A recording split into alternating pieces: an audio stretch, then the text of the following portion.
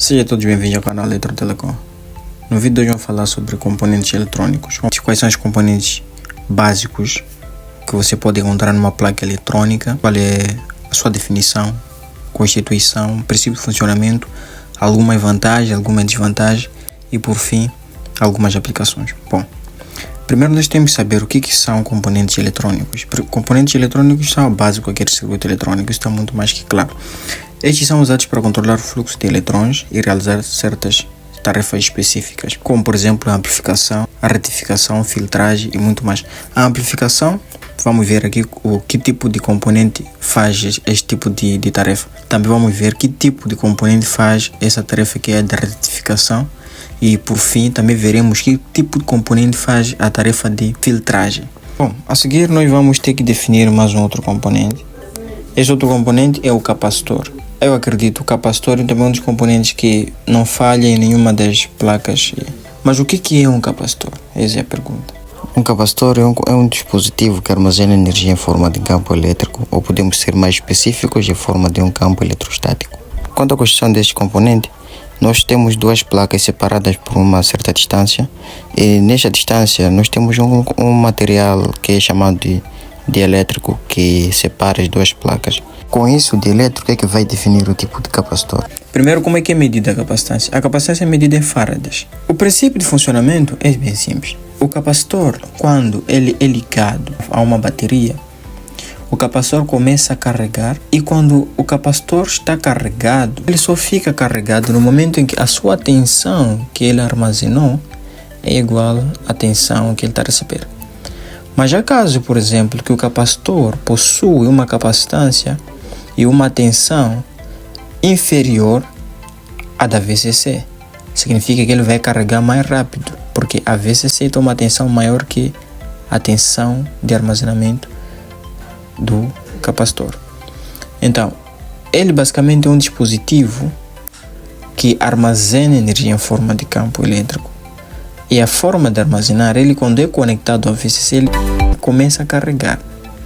Quando nós desconectamos a fonte, ele começa a descarregar. Ele é como se fosse uma bateria que carrega e descarrega.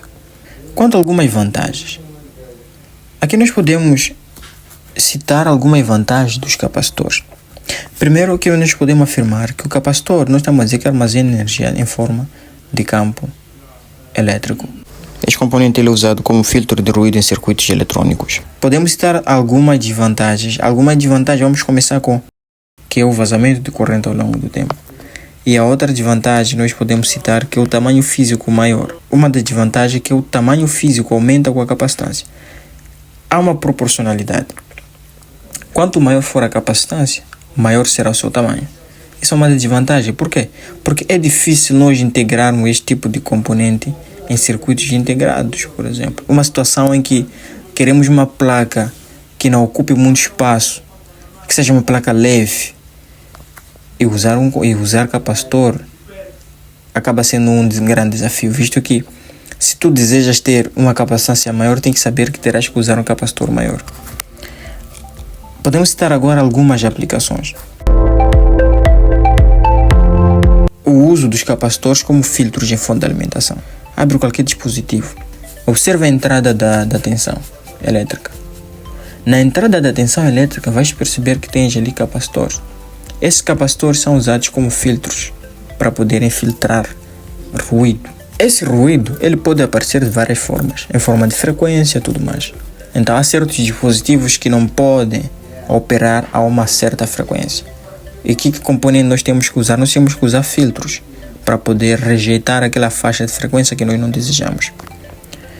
Outra aplicação é usar estes capacitores como acoplamento e desacoplamento em circuitos de áudio. Quando estivermos a construir um amplificador, nós temos que acoplar e desacoplar certos sinais. Quais sinais estamos a nos referir? Bom, aqui os sinais que nos referimos é a tensão contínua e a tensão alternada. O sinal que vamos receber, claramente que será um sinal alternado. E o sinal que vamos usar para polarizarmos o nosso circuito, se for um amplificador, vamos usar outro componente que é chamado de transistor, Este componente que é chamado de transistor, pode observar aí no canal alguns vídeos que estão aí relacionados a tipo de polarização de transistor, que nos mostra como é que nós podemos polarizar um transistor. Polarizando um transistor, nós temos a colocar o transistor a operar na região desejada. Se queres usar o transistor como uma chave, vais dimensionar com base na tua vontade. Agora, ao polarizarmos o transistor, nós vamos usar o quê? Vamos usar resistências. E se nós queremos separar o sinal alternado de áudio com o sinal contínuo de polarização daquele circuito, nós temos que usar um capacitor para poder fazer isso, porque o capacitor só permite a passagem de corrente alternada, não permite a passagem de corrente contínua. E não só, podemos usarmos em temporizadores e osciladores. Usarmos em temporizadores por quê? Porque se nós construirmos um circuito RC, vamos perceber que este tipo de circuito RC, ele vai nos dar um certo período de tempo de descarga de um capacitor.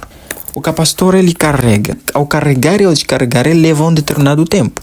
Há um tempo para ele carregar e há um tempo para ele descarregar. E o uso do capacitor em temporizadores é por esta particularidade, dele ter um tempo para carregar e um tempo para descarregar. Podemos ter um determinado tempo de carregamento, um determinado tempo de descarregamento. Podemos usar o capacitor em circuitos de osciladores.